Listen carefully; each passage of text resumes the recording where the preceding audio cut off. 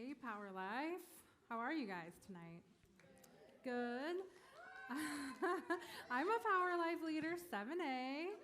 Woo. And I'm so excited to be here tonight, talking second week of this series, Unmasked. Oh, there we go. This is where we're going. I'm gonna just go to the next slide. Okay, I have a story to start with. So, you guys, when I was in elementary school, it was the cool thing to bring your parent to lunch. Has anyone ever brought a parent to lunch? Yes, it's still cool. And I was so excited to have my mom come. So I came home and was like, Mom and Dad, I can bring a parent to lunch. Mom, will you come? And my mom worked outside of the home. My dad worked in the home, so it was way easier for my dad to come. And my mom couldn't make it work that week. My dad's like, I'll come. And inside, you guys, I was like, I don't want Dad. I want my mom. But in that moment, I wasn't honest. I wasn't vulnerable. I didn't tell him.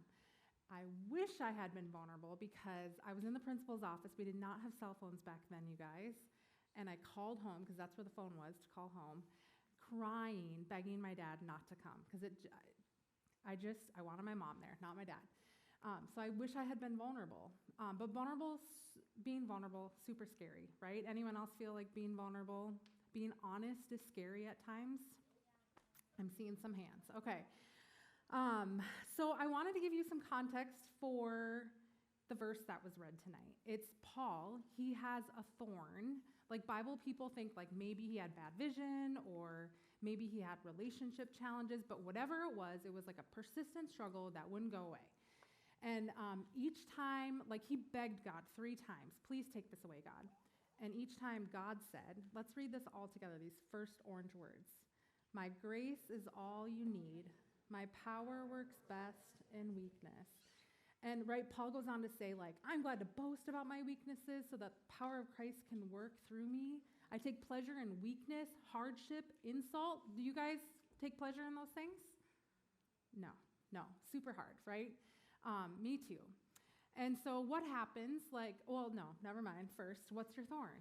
You don't have to answer this right now. Maybe you might want to talk about that in your small group tonight if it feels safe. But thorns, right? They're those things that, like I said, persistent challenge. For some people, it might be a mental health challenge, like anxiety or depression. For some people, it might be hard stuff happening at home, like parents fighting or other hard stuff at home. Some people might feel like they're not good enough. That's a thorn, right? If you deal with something consistently that feels like pain or suffering, it's a thorn. And I work with kids, and one of the things I know about you guys is that you want to look good on social media.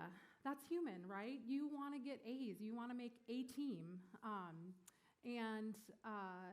So what happens, you've lived enough life as 7th graders to know that someone is always going to have maybe a one-up on you, right? Someone feels prettier, or someone feels smarter than you, or someone feels better in some way.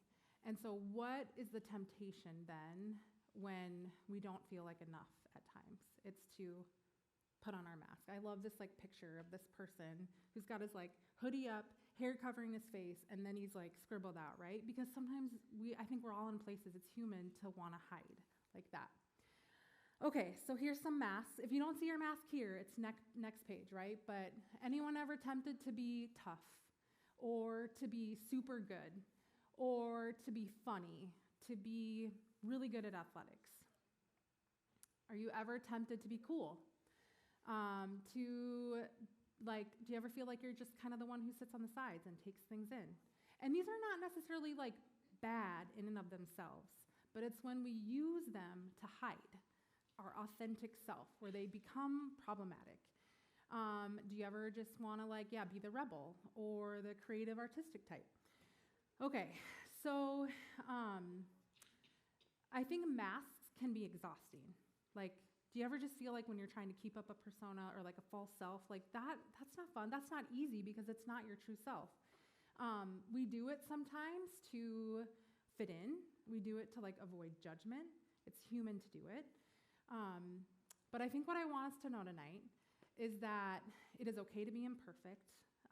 You don't have to keep that mask up, that God loves us perfectly, so we don't have to be perfect. And I'm going to tell you tonight a story about how I know this.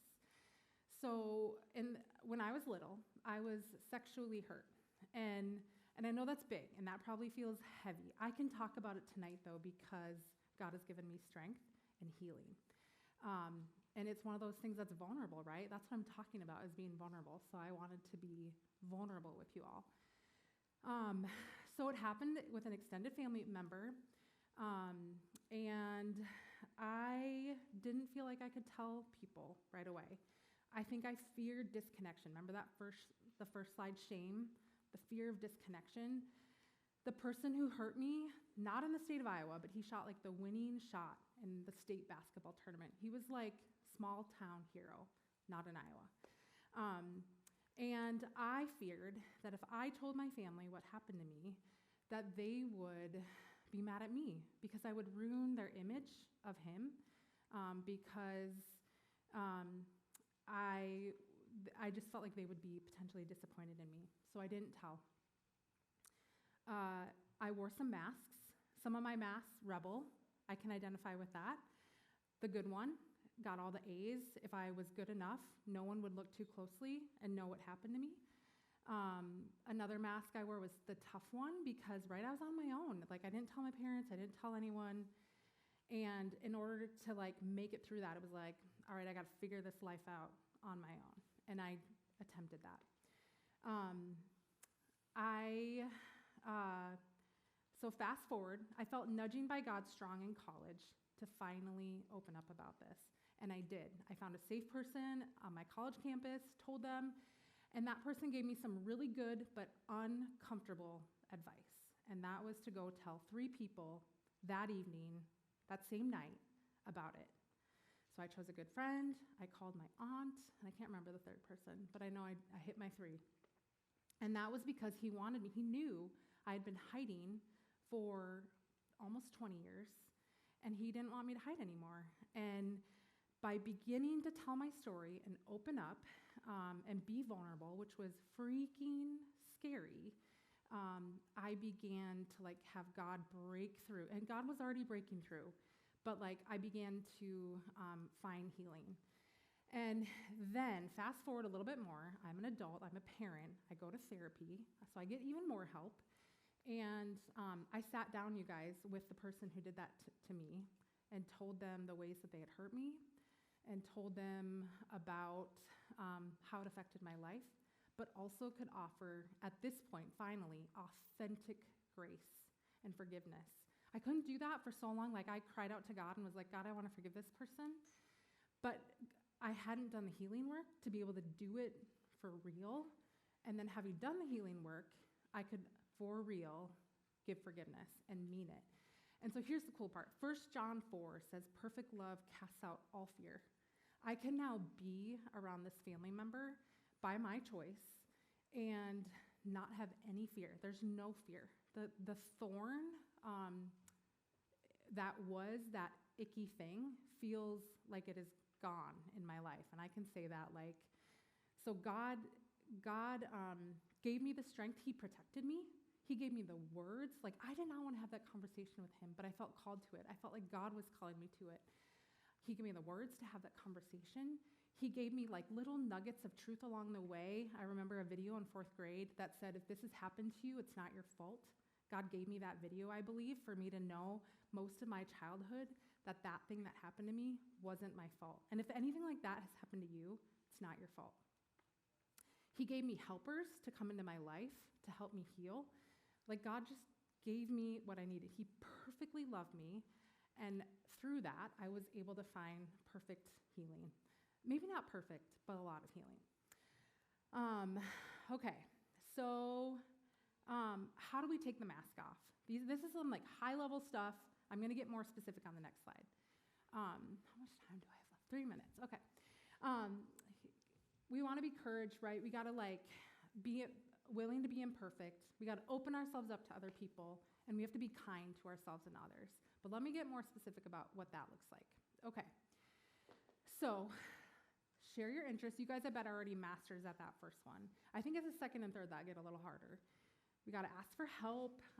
So, like, when you have a friend, like, when you see them, like, let's just say, totally fail at something, what does that make you feel? I'm for real asking a question now. Shout it out. What does it make you feel to see, like, a friend struggle with something? Sad. Yes. What else? Does anyone go like, oh my gosh, they're like human, or like they make mistakes too, or they're not perfect at everything? Does it ever bring a little bit of comfort? I heard someone actually share that with me this week. Yes. Yep. And so like asking for help, you guys, is vulnerable, but it helps people feel comfortable to like ask you for help. Admitting mistakes. There was a situation actually that I heard about recently, like a triangle of girls, and one girl shared a secret of another girl with a third girl. And my encouragement in that situation, and this happened, would be for like the girl who was hurt to say like, I didn't like that you shared that thing I asked you to keep secret. You shared it, right? That's vulnerable to tell someone how it made you feel. But then it's also vulnerable for the girl who shared the secret to say, I'm really sorry, I shouldn't have done that. Like, that was wrong.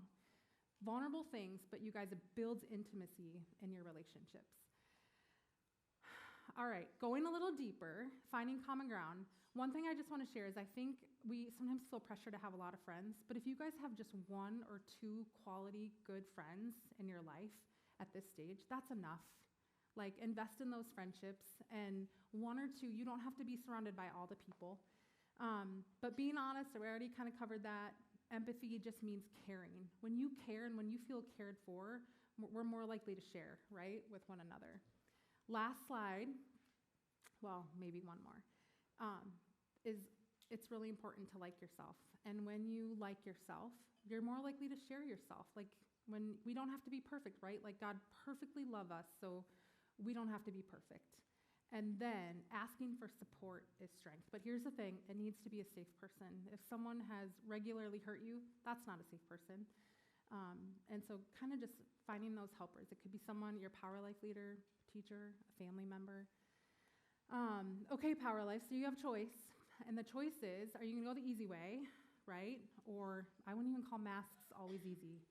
But we can kind of put on that mask, or we can do the uncomfortable, difficult, hard thing and work to take that mask off and work to be imperfect.